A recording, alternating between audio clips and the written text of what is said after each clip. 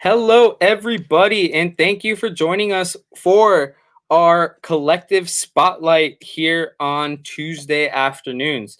Let me go ahead and send this link over to our guest, who is going to be Jared Lujan from Dryfoot. Some of you guys that have been with the show from the beginning may remember Jared. When we first started the show, he was a guest.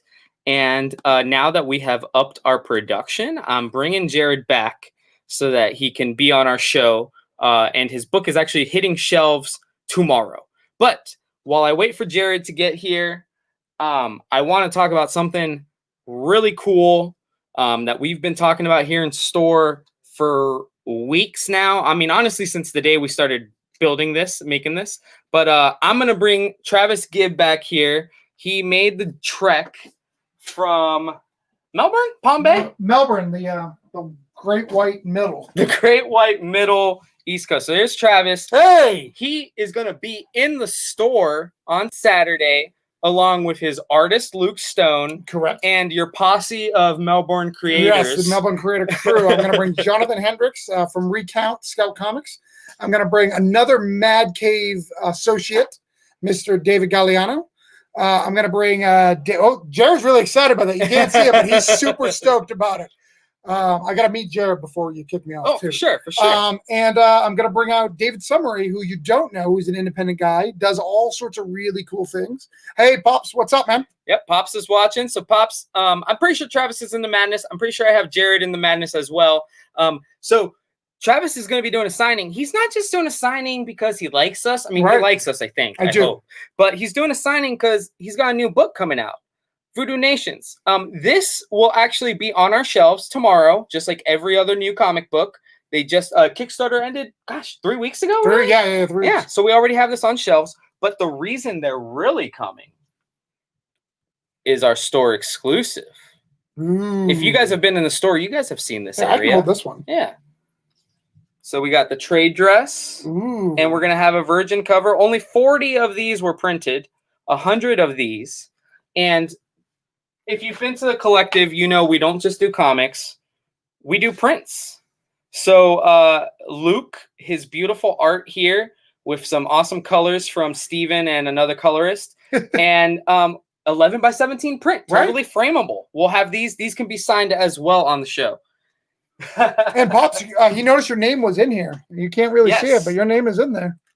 Pops, the very first thing I said to him, and I'm not going to be able to get it in there. Yeah, I don't think you can. Oh, actually, you can kind of see it right there. Hey.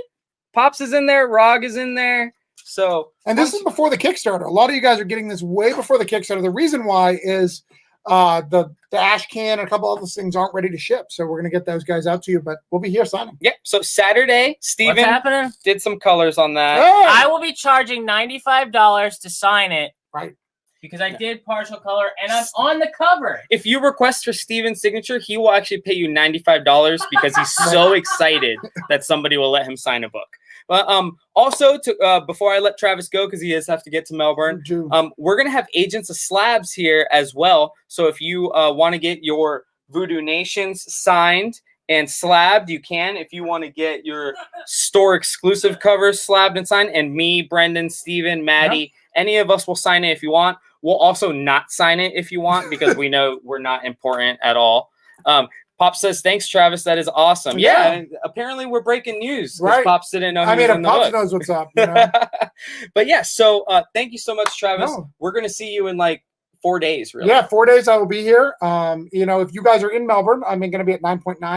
They're going to be doing some stuff tomorrow. But right here is where you'll see me and Luke. This is one of the good places where Luke and I will be. So you got to do that. Travis, Luke, Jonathan Hedrick, who's already been on our show. You guys might be familiar with him. David Galliano, who is Mad Cave brother, along with Jared. Jared's excited about it. He's so excited about that. What's the other David's last name? David Summery. He did a book called Return to Sender. It's actually still on Kickstarter, if I'm not mistaken. No, it's done. It just ended? It's done. But what's cool about it is Luke Stone has a cover, or an alt cover, and I get a backup story on it. So if you come down here just with me, Luke, and David, you can have, I mean, how many books is that signed? There's like 12 books that you can get signed here. There's like 5 or 6. Because I'll have all my broke downs. You have broke down. We'll have all the Cape Bulls. We'll have freak shows, whatever we have for freak shows from Jonathan.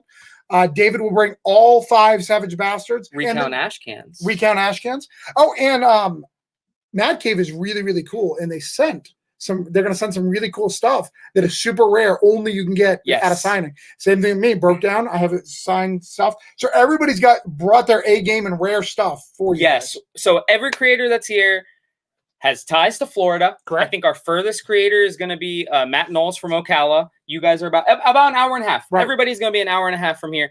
We're also going to have Trey Walker, who literally lives behind the store, not in a dumpster behind the store, like in a house, you know. Can you remind the audience what Trey Walker does? Trey Walker does Last Stop for Scout. What? It was one of their first nonstop books. Issue 1 came out, and then they went straight to a trade, which is really cool. And actually, when we have Trey on the show, I'm going to ask him about the nonstop program because nonstop is very unique, very different. I love it. I love Metal Shark Bro. Came out a minute. Got that trade immediately. It's good. And they do some kids' books. Princess Revolution did the same thing. I love that idea. So we'll definitely have those guys on here. But if you are in Florida, anywhere near Central Florida, Saturday, we'll have these guys here from 6 to 8. Maybe staying open a little bit later if everything's going cool. We'll have Trey here from 12 to 2. Matt Knowles from Ocala for Tales of Nocturnia. He will be here from 12 to 5. So, and I'll throw a shout out too, Brian Silverback. You're right in Georgia. Drive on down. We'll make a spot for you. I'll move Luke. Luke, you can sit between me and Luke, right in the middle. We'll get Brian Silverback in there. We have Loggerhead in here. If Brian wants to come in, we'll get all the Loggerhead signed. Come on down. If you see this, Brian, come on down. But thank you so much, Travis. We'll see you in a couple days. Jared, it's nice to meet you. I know we didn't meet. Oh, actually, hold on. No. I got to do it. Our guest is Jared Lujan. Going to bring him on. Oh, Pulp 716. I just sold my books to those lesbians. People who know the store will know the joke. Yeah. A bunch of man-hating lesbians. Love my book. And got more coming up there. Brian Silverbacks. But yeah, Jared, this is Travis Gibb. We're going to have one of your fellow Mad Cave guys over here this weekend. So I definitely wanted to give that plug. And we got to buy his book. Oh, this week, right? You know, Jared's book's going to be on the shelf this week. I have a smidge of bad news for Jared. I'm gonna have Travis here to help lessen the blow. A 60-pound box from Diamond just didn't make it to the store today, and it included dry foot number 1. But they will be as soon as we open. We're gonna make a trip to UPS before the store opens tomorrow, so that we can pick them up and get them on the shelf before we open. The customers won't even know it happened. But I did want to tell Jared, just because the only copy I can show off today is what we're giving away on Free Comic Book Day. It is a signed advanced reader copy. And look, it supports Miami. Look, it's Florida supported. Yeah. Make sure David buys a copy when he's there this weekend. Galliano or Galliano. Tell Davids. Every David that comes in has to buy. Yeah. All Davids have to, but specifically Galliano. Tell him I got all Savage Bastards here. He's got to show up too. All right. We'll make that happen. We'll make it happen. What are you drinking? I'm drinking Fireman's. I'm on vacation from my day job this week. I mean, I drink at 4 o'clock regularly, so you don't have to adjust. No, I'm just like, it's whatever. I was like, I'm hanging out. It's 4 o'clock. I'm on vacation for the rest of the week, so we're going. It's 5 o'clock somewhere, and that somewhere is here. So you're good. Well, it was nice to meet you. I look forward to meeting Dry Foot next week. I'll pick it up here. I'm going to pick it up here at the Collective, put it aside with my with your Phantom Star Killer ash can. Yep. All right, guys. We'll see you Saturday, Travis. Bye, Pops. All right. So, Mr. Jared Lujan, thanks for stopping by, Travis. You're the man. So, Mr. Jared Lujan, we already had you on the show once before when we were on our what I call the Collective Spotlight 1.0. We are now at what is probably like 4.0. I don't know. We're out there. But I'm actually going to open us up like that.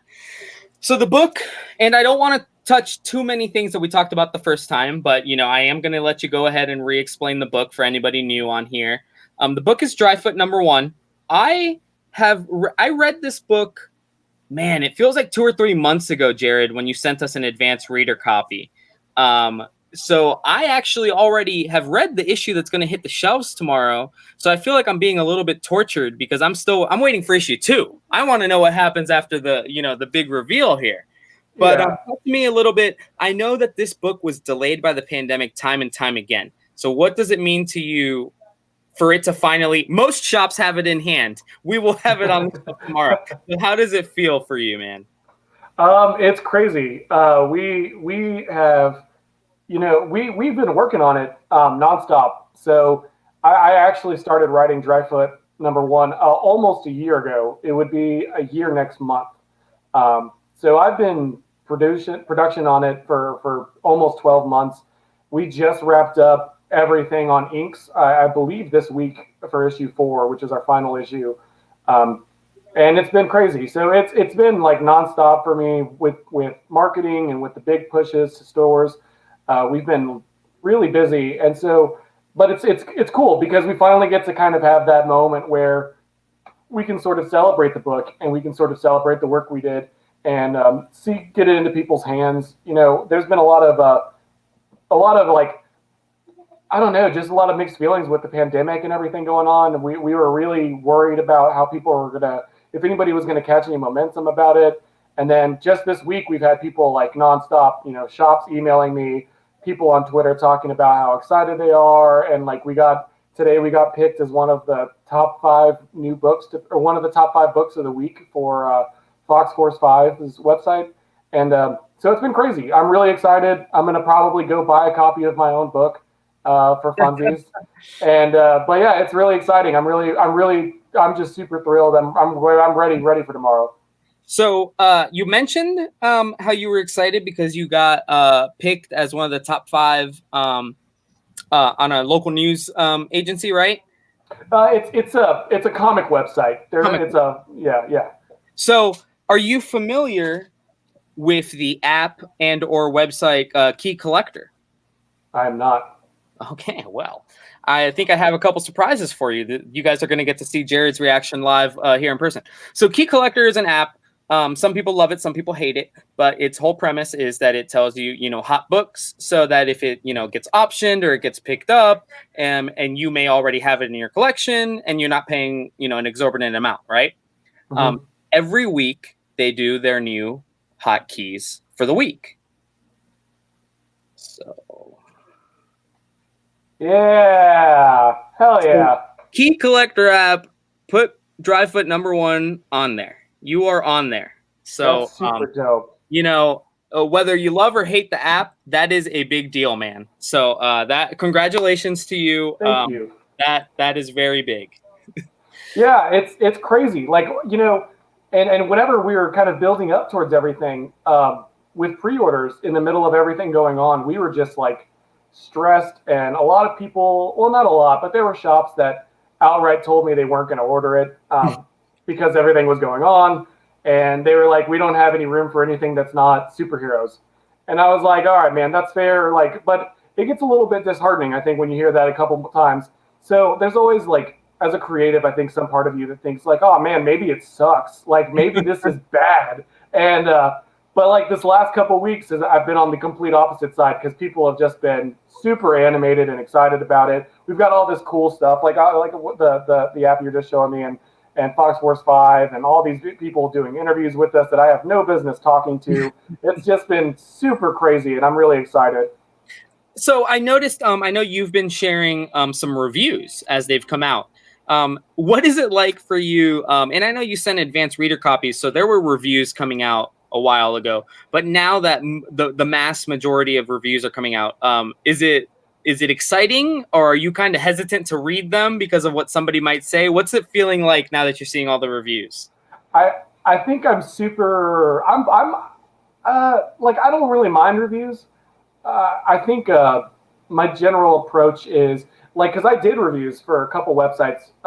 So if someone's coming at it from like a way that's constructive and a way that is legitimate, like that I'm like, okay, yeah, that makes sense. I could have done that better. You know, I'm pretty receptive. But whenever it's a review that I think is just not making a point and they're just knocking us, and we didn't really have any of those. All of our reviews have been really good, and I'm really grateful.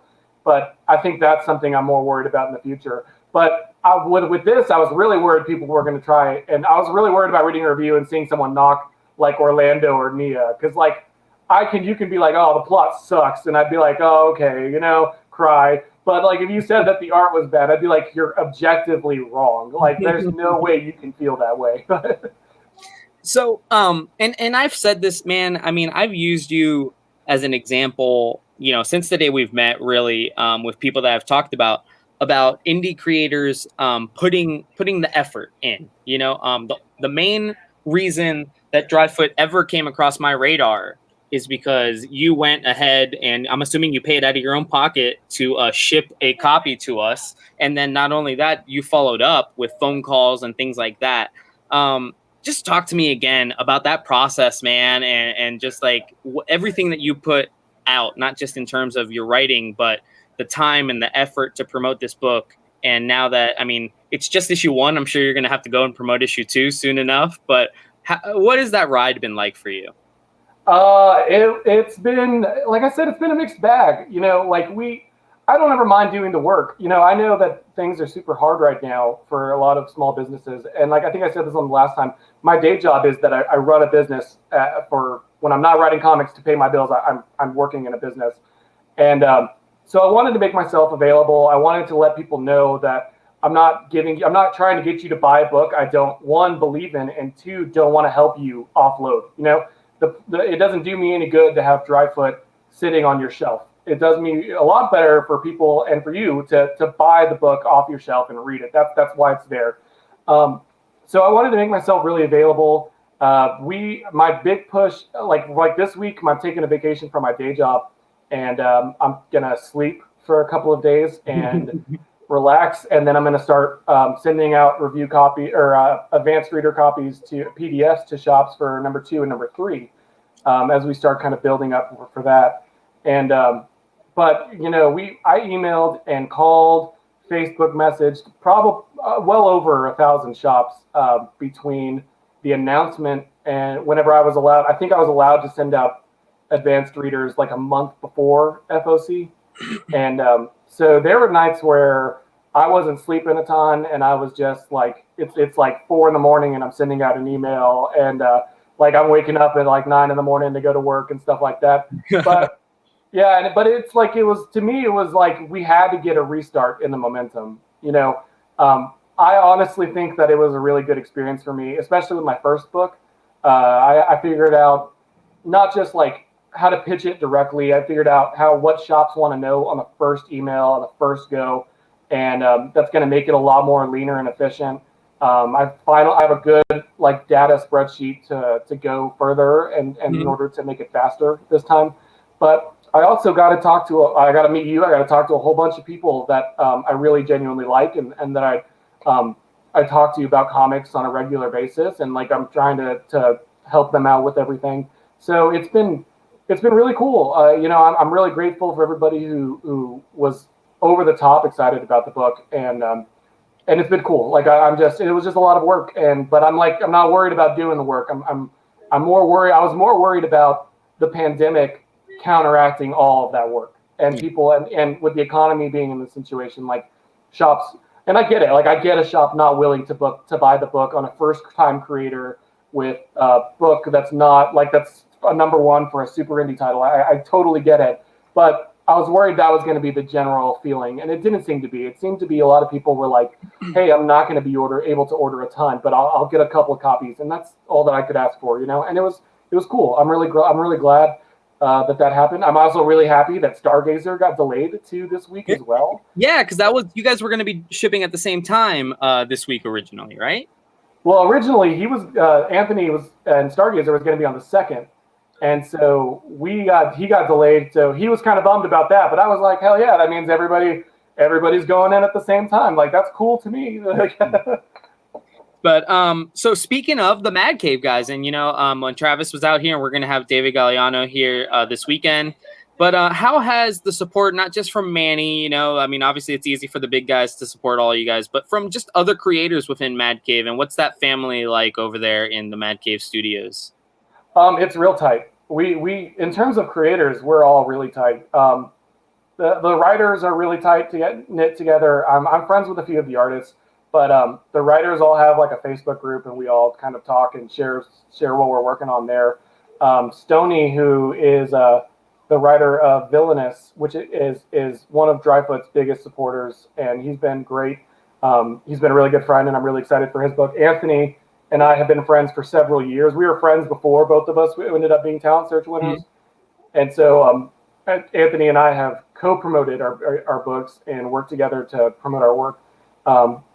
There's a couple other talent search winners that have their books coming through the pipe that I can't really talk about because they haven't been announced, but they're all really exciting. It's just really cool. We have a really tight knit group, and I'm really some of my closest friends I've met through Mad Cave. Like all of us have become really close. But I got to talk to Matthew Ehrman, who was really helpful to me at the before way back in the day when I first started, and he's doing Terminal Punks with them, and. Wow. Yeah, we gotta have a conversation. We gotta talk, and him and I are a lot more friendly than we used to be. So it's been cool, man. It's been a really crazy experience.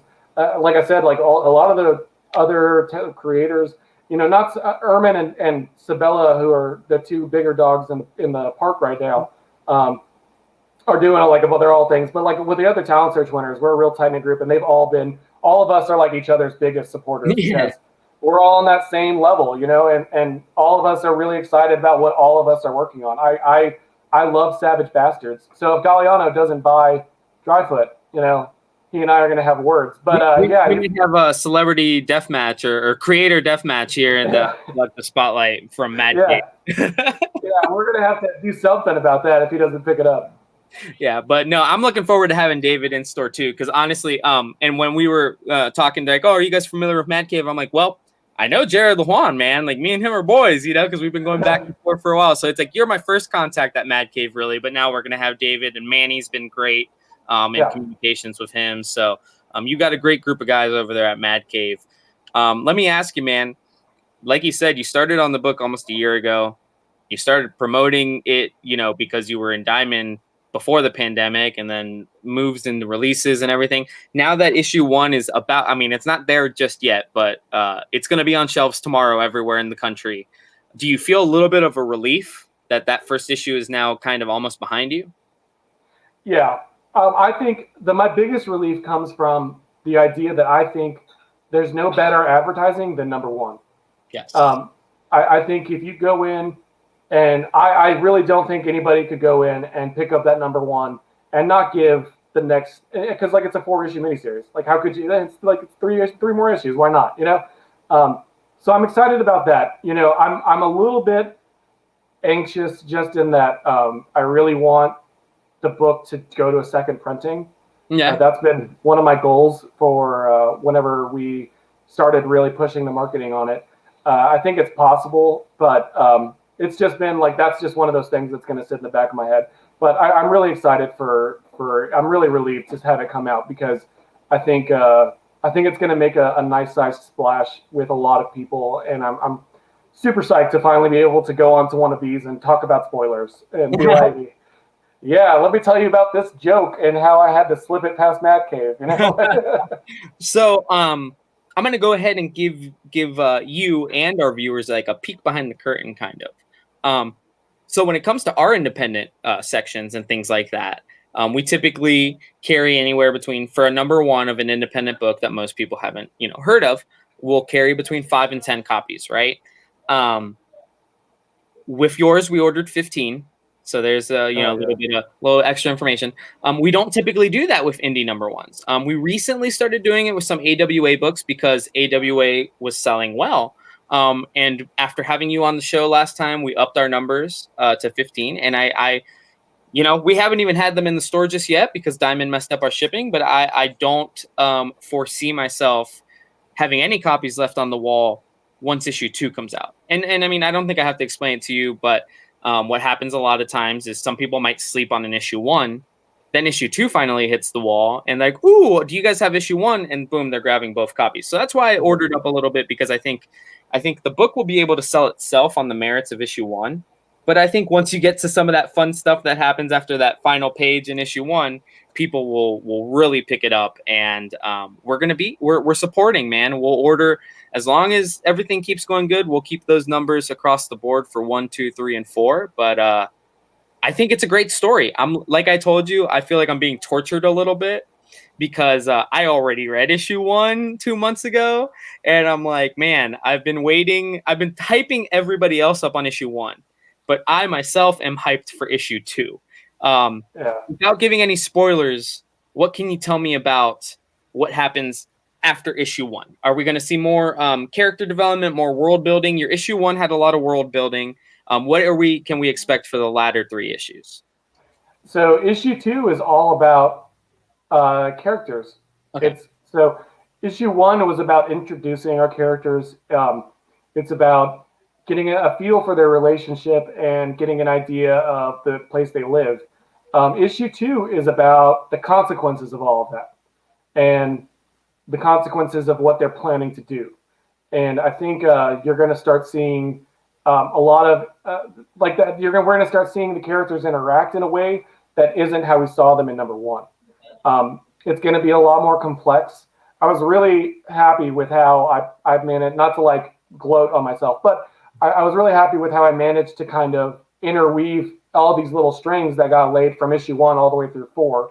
The character arcs all make really good sense. They all make really dynamic group, and issue 2 is going to be the big character. It's going to be a big character issue, and then issue 3 is going to be the big suspense issue, and number 4 is going to be the action, the big explosive finale that we really got to kick off. But that we had a lot of fun. I had so much fun writing issue 4, and Orlando's art's super good on it.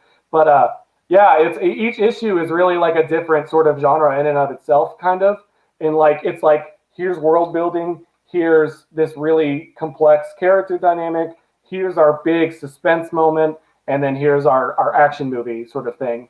So yeah, I mean it's really hard to talk about issue 2 and 3 and 4 is going to be super hard to talk about without spoiling because I really want people to experience it. But the good news is that you're going to have 2 and 3 this week probably. Yeah, everybody else it's gonna suck because when you read issue 3, then it's only gonna hurt. It's gonna hurt. Man, I've been there. Like I mentioned AWA a couple times. They're great friends of the store. AWA sends they do a magazine every month that has advanced copies of the books that are coming out in advance. So there's this very horror book called Hotel. I'm not gonna talk about it too much. But I read the first 3 issues like right away through those advanced solicits, and it's only a 4-issue mini. It's a horror book. You can imagine there's a huge cliffhanger at the end of 3. I've spent like 3 months of my life waiting for this 4th issue. So, the suspense is tough. But yeah, man, I read this freaking 2 months ago, and I literally couldn't wait for issue 2, even though I'm over here selling people on issue 1 because I loved it. So one last thing before I let you go. Actually, I'm gonna let you meet our next guest too, just because you guys I think are both from Texas. But if anybody was not here for your first interview, give us that kind of elevator pitch of Dryfoot. Give us that synopsis, that solicitation. Right. So Dryfoot #1 is Dryfoot is a story about 4 teenage friends living in 1984 Miami's Little Havana. They decide that they want to move out west and pursue their dreams, their big lofty ambitions. So together they hatch a plan to rob a local drug lord of tons of cash. And it's probably not the greatest idea in the world, but yeah, it's a story that's about friendship and trust and friendship. I'm trying to think of the word without spoiling anything. Friendship, trust, and sacrifice. There we go. That is awesome, Jared. So the book is Dryfoot #1. It will be on shelves nationwide tomorrow. Well, LCS is near you. Call them in advance. Make sure that they have copies. Make sure Jared's hard work was not for nothing. As you guys, I've been showing this copy. It has a signature right there. So Jared was nice enough to send us a signed advanced reader copy that we will be giving away to one lucky winner on our free comic book day event. What's really cool, I know Jared's in Texas, almost impossible to get him over here for free comic book day, especially with a pandemic going on, but it's cool that we can still have him be a part of our store and of that day. This will be given away to one lucky winner, along with the Greetings from Miami, Florida postcards. So, Jared, man, wishing you the best of luck on the book. I'll be buying a copy yet again. I'll be making sure Mr. David Galliano buys a copy. Before I let you go, I'm going to bring my next guest in just because you guys are both from the same neck of the woods, so I want to introduce you guys. So, down here in the bottom, we have Mr. Joey Pineda from Troublesome Comics. Trouble's Back is his book. Joey, you're from Odessa, Texas, correct? I'm from Odessa. I live in Midland, but it's all the same difference. Dude, we're like 2 hours away. I live in San Angelo. Oh, nice. I'm usually in there at the San Angelo Comic Con, so, and then I'm always a guest at the Geeks. Actually, it's yeah, Geeks Comic Lounge now. Oh, nice. Yeah, we're literally in the same. Being in the Yep. same neck of the woods in Texas is like Yep. a hard thing to do. That's why I figured if you guys were close enough, you guys would know it immediately. So I figured I'd let you guys meet up. It's all about love here on the Collective Spotlight. But Jared, thank you so much, man. Best of luck with the book, and we'll follow up with you with issue 2, man. Yeah, for sure. Thank you. You all have a good one. Take it easy, brother. So that was my friend Jared Lujan. Now we have Mr. Joey Pineda. He was originally going to be on last week, but I wanted to give him a little bit more time to prepare. Joey, man, we've had your book in the store for like 3 or 4 weeks, and I haven't had a chance to have you on the show to talk to people about it. The book is Trouble's Back. Give me that pitch. Give me the solicitation for it. So before I even get into that, really, it's you gotta know that I'm a hip hop artist. I'm a signed hip hop artist. Been signed for a while. So I basically combined my two loves, comics and music, together and created Trouble's Back. Trouble's Back is based on me as a hip hop superhero trying to take out the evils of the music industry. And with that being said, that it really is just that. But the beauty of it is I've got to bring some friends along for the ride, because no one can really do things on their own without some kind of help, especially when you're battling evil. Strength in numbers, man. That, and I love to. The fact that I brought my friends on board to just kind of be a character or whatever, and even our local comic shop, they play the role of a record label. That was to me saying, hey, thanks guys for supporting me. Thanks guys for being the great friends that you guys are. So you just never know who's going to become a character in Trouble's Back. The beauty about it is just, every character is based on a person. I think I only have like 2 characters in the book that are based more on a topic and a concept and not an actual person. But everybody else, they're real people, man. The characters are real people. So, give me a little detail. So I know you got a villain in there. Yep. He's kind of like represents the mumble rap movement. Yeah. So the Mumbler, the name couldn't have been more fitting. Simple and to the point. And the Mumbler isn't based on an actual person. It's just based on the idea of mumble rap. But I had to tackle that concept first, because if I didn't, it's like I feel like I couldn't be true to hip hop. So you got that's the first evil I got to battle, man. I got to battle, the idea of mumble rap and this villain named the Mumbler. The Mumbler. I love it. I mean, when I heard you talking about this, I want to say it might have been on CromCon 5 or last month, something like that. And I heard the Mumbler, and it's like, first of all, as a comic fan, you kind of get Riddler vibes, but then also as somebody that knows a little bit about hip hop, you understand who the mumble rappers are and things like that. So talk to me a little bit about your what your motivation was to not just write the book, but to do a villain like the Mumbler and things like that. You already mentioned that you are a musician already, that you're a signed rapper. I know actually you were advertising a show like that you're doing sometime either this month or next month.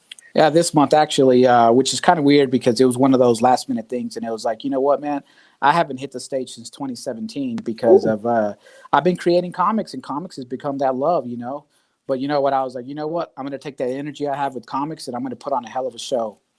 But beyond that, my inspiration for creating, man, is I can't stress it enough. For me personally, I create because my foundation for creation is my parents, and everything I do is in their honor.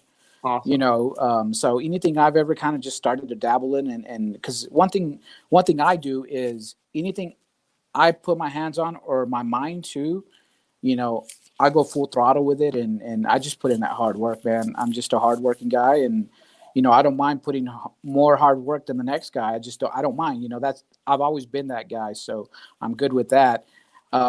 But it's crazy how Trouble's Back really kind of started. Trouble's Back was really like really just going to be. It was supposed to be an album, just an album, because I was on a hiatus from music, taking care of my sick father, and once he passed and all that, it was like, hey, I got to come back to music. Well, I got artwork done, and the artwork itself looked like comic book art. So Okay. I joked around with my buddy Eric with Blood of Gods, and I was like, hey man, it would be so dope if I dropped a comic book with my album. And he was like, you know what, man, it's actually it's possible. Yeah. Because it's not as expensive as you would think, because it's like anything else. You shop around for the best price and the quality that you're willing to pay for. So I did that. And then once I did that, the passion for comics overpowered the passion for music. And I just kind of have been going full throttle with it. And now I'm 3 issues deep, working on issue 4. And I've just not looked back at all, man. I've just been looking forward and just trying to keep creating. We got in store, we have issue 1, issue 2, and issue 3. First of all, I have to tell you, and granted, you gave us an idea. If you didn't know it, I immediately noticed, because I know that you and Eric, you guys rep your local comic shop over there, Yep. in Texas, the Hive, Yep. and I noticed, on this cover that it had like kind of like the Hive logo, like you guys use that on there, and I thought that was genius. I love that you guys showed love, and that's what gave us the idea to shameless plug real quick, but that's what gave us the idea to do our store cover, because that's literally a portion of our store right there, and that's what reminded me of that. So I gotta say, what gave you the idea to put the Hive into your book? I know you guys are there all the time, but what gave you that idea? I'm just that kind of guy, man. I show a lot of love, and I couldn't just say the word saying thank you was not enough. So I was like, I thought to myself, how could I make the Hive actual characters in the book?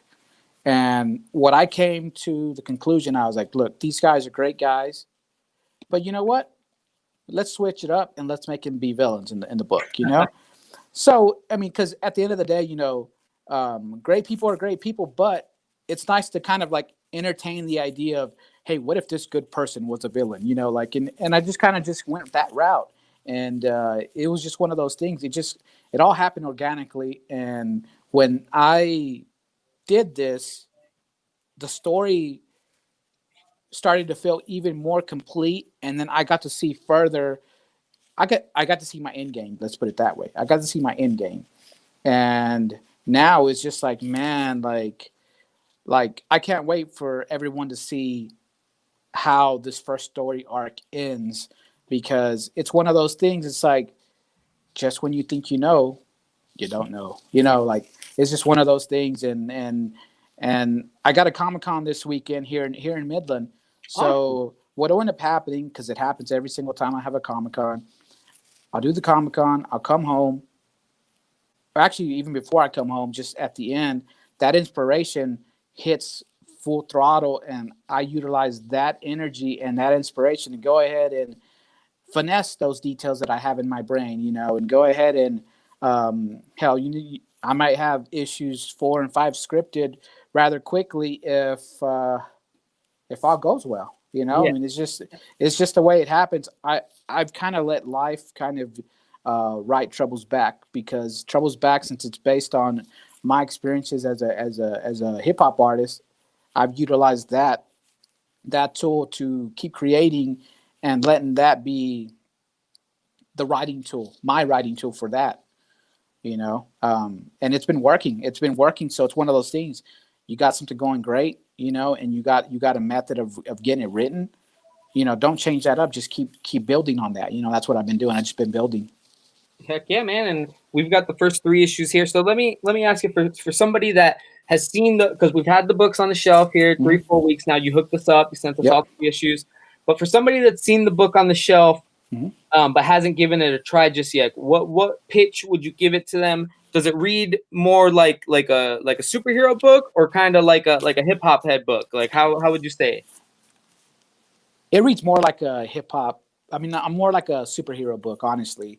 The hip hop is just a small piece of the book, because I don't know if you've got to read all through issue 3, but I mean, you start to realize that hey, there may or may not be more than one genre in this book, because music is universal, you know, and I say this, give it a shot, because even if you don't like hip hop, you're going to be able to relate to things musically that we may agree on. Like, for the example of, hey, we might not like mumble rap, so hey, that's a common. I've been able to sell this book to even old people because they're like, oh, I don't like that rap crap, but hey, I like the idea of the mumbler. You know what? I'll give it a shot. I'll check it out. Yeah. And those people that have tried it, they end up coming back for issue 2. They end up coming back for issue 3.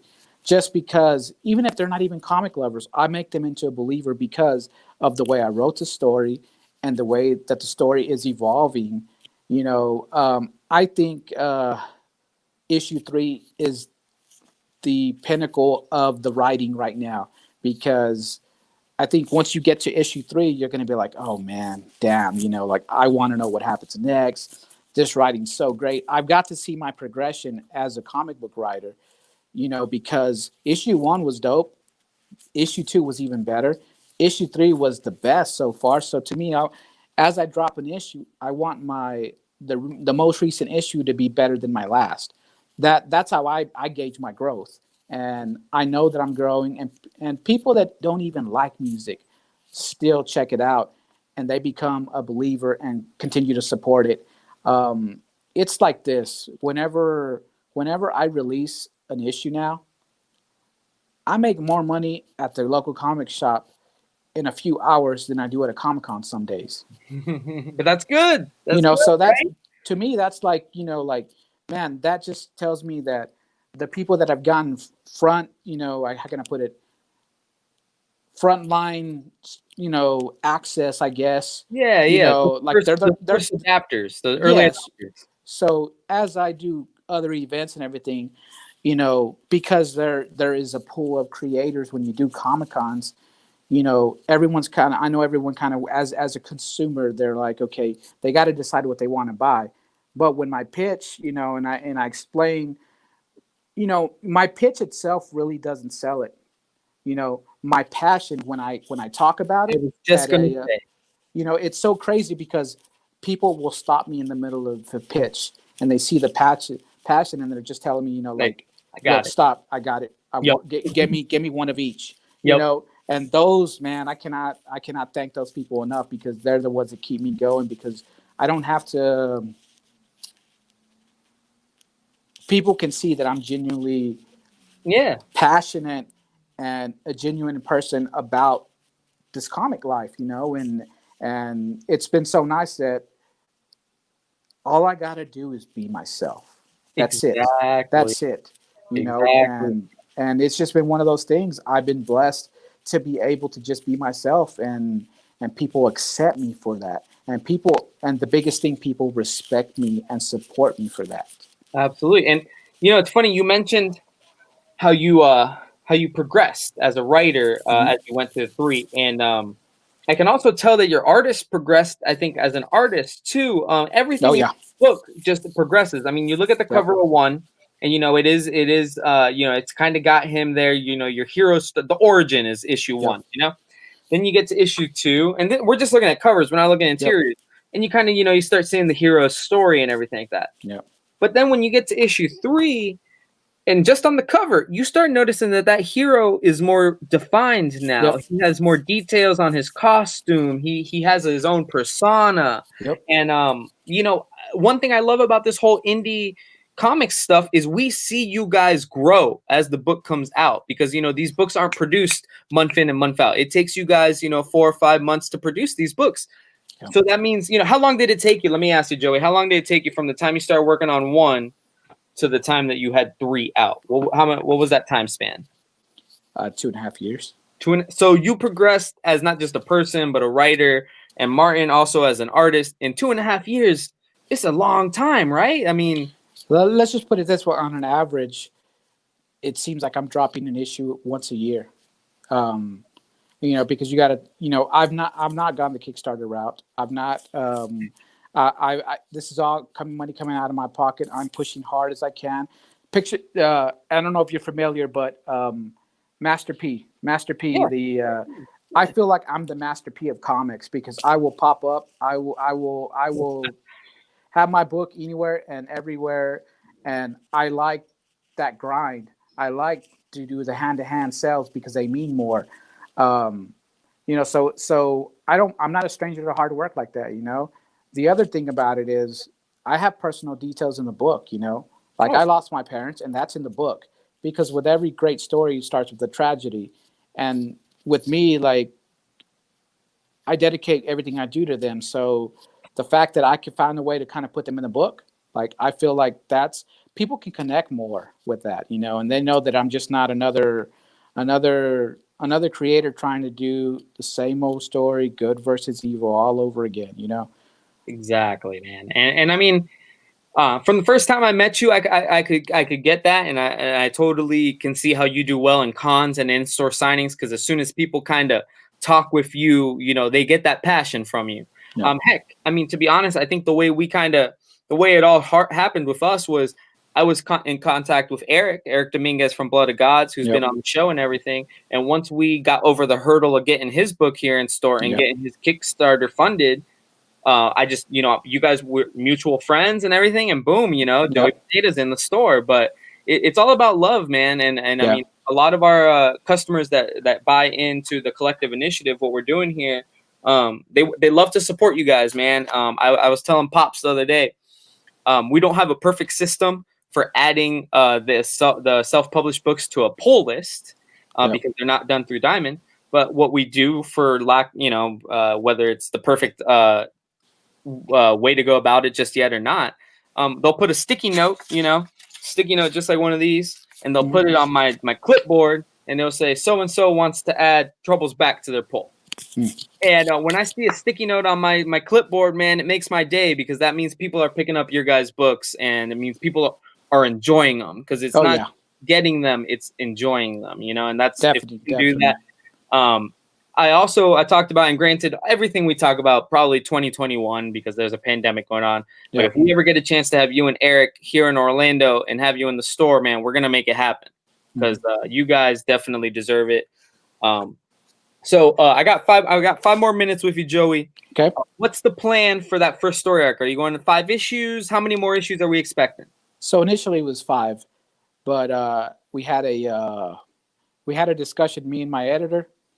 And it was one of those things we weren't even trying to work. We were just kind of catching up because we've been going through some things. And we were just chatting. And all of a sudden we start talking about Trouble's Back and the future. And I feel like in that discussion we have it planned out of what's going to happen, how it's going to happen, what characters are involved.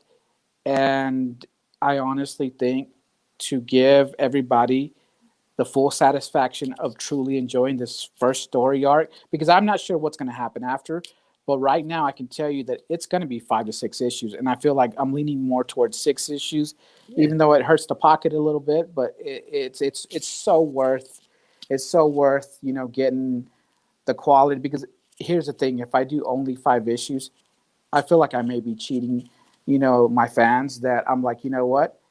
I think to fully enjoy this ending, we may need 6 issues. Man, Big Time Books will advertise on that very first issue 1 of 5, and then all of a sudden when you get to issue 4, issue 5, it says 1 of 6, and so it happens to the big dogs. So I ain't mad at you. And there may be a couple of one shots. You just never know. I mean, I will say this: we have a one shot written for the character that was introduced in issue 3. Awesome. We've only done like 1 page, and honestly, it's just one of those things. Time has kind of not been on our side for that, because here's some exclusive news. For the ones that have not followed me at all, I'm working on a second series that's totally different from Trouble's Back. It's going to be called Cubicle Wars. Oh, I've heard of this. Yes, I can't wait for Cubicle Wars. We're at the artwork stage. We have about 9 full pages totally complete, and we're working on the rest of them. And the beauty about this one, my editor and collaborative, really good friend that's done a couple of variant covers for me, he's going to be one of the artists. The other artist, he's become one of my best friends. He went from fan to one of my best friends now, and I have two artists that are going to be doing interiors for this book. Awesome. Without giving anything away, let's just put it this way: the fact that there's two artists, two different art styles, there's a very, very important reason for that. And when you read it, it's going to be one of those things like, oh man, this just flows so nicely, So when I hear the name, hey, Phil Leon's in here. He says, hey, Danny, and hey, Joey. So when I hear the name Cubicle Wars, I think a little bit of comedy, a little bit of parody. Am I thinking correctly, or are we going to get a little bit more serious book? I feel like it's going to be more serious, but the only parody aspect of it is the company that is in the book. I had so much trouble coming up with a name that I was like, you know what? Let's poke fun of one tech giant. Oh, nice. So I poke a little fun at Microsoft, and the company that's going to be in the book is going to be called Macrosoft. And it's just one of those things that I think the spelling and the way that I'm doing it, they're going to be like a tech conglomerate company, except the kind of tech they do may be a little different, but I just it's going to be one of those things, that I'm having a lot of fun doing it. Let's put it that way. And my writing, I know exactly what I want art-wise. I know exactly what I wanted for the writing and the book. And issue 1 is amazing. I can't wait. And one thing that's important, I feel, in this time and age is, and I didn't do this with Trouble's Back because I just wrote it and didn't think about it, but I want to diversify on the characters. I want to have everyone of every ethnicity in there somehow, some way, because at the end of the day, we're all people. We're to the way I see it, we're one race. And I just want to show love to everybody that hey, hey, you can be in this book and whatever. I mean, it's not and it's not gonna these characters aren't gonna be based on actual people per se. Yeah. They're actually just characters that we just made up, and it's just like the story's just morphing into better than what I initially anticipated, because discussions that we have with the artist kind of just took it a different direction, and honestly, it was for the better. Better. That's awesome, and that's a perfect place to end, because I mentioned this to everybody that we talk to, and part of the reason we do this initiative, part of the reason I'm so passionate for comics, representation is huge, man, and it's not as simple as just putting a brown character or putting a handicapped character or putting an overweight character in a book. You got to flesh that character out, or else it's going to feel cheap. So I really love what you're doing, man. I tell anybody that listens, representation is huge in comics, because if you want to get kids in comics, and granted, not every book is a kid's book, but if you want to get kids in comics, they have to see themselves in some of those characters. So that's super important. Joey, I definitely we'll do a diversity panel one day, and we'll get like you and Jared and Eric out here, and we'll talk about that on another panel too, man, because I really like where your mind's going with this stuff. Yes, sir. Yes, sir. But so Joey, man, it was an honor having you on the show. The book is Trouble's Back. We have issues 1, 2, and 3 here in the store. All of them are signed by Mr. Joey. He's got you got a nice signature, man. I'm not gonna lie, it's nice and clean. But yeah, every copy of Trouble's Back that is in the store is signed by Mr. Joey Pineda. He also sent us some freebies. I have them in a box behind the register, so I can't grab them. He sent us some wristbands for Trouble's Back and a few other freebies. Anybody who purchases the book will get all the freebies as well, courtesy of Joey. Really, I'm not going to take any credit for that. But thank you so much for joining us, Joey. Best of luck on the book. We'll talk to you again either when we got Cubicle Wars 1 or when we got Trouble's Back 4. Either one. I'll be happy to have you back on. Appreciate it. Appreciate it, man. Thank you. So take it easy, Joey. You have a good one. All right, you too. So thank you, everybody, for joining me on the Collective Spotlight. We went a little bit longer this week because we had 2 guests, but I think everything went as planned. Everything went great.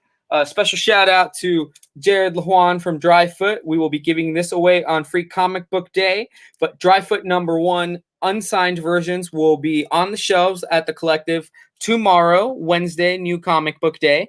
And thank you again to Joey Pineda from Trouble's Back. We've had his book on the shelf. If you've looked at it and wondered what it's about, Well, you just got the word from the man himself, and we have copies of 1, 2, and 3 here in the store.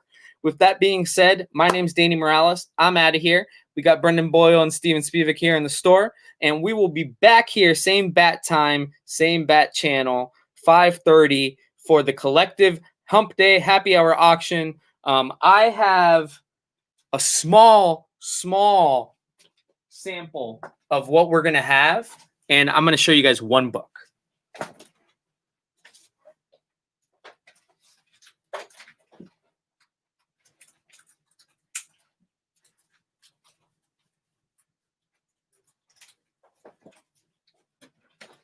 Show you guys 2 books.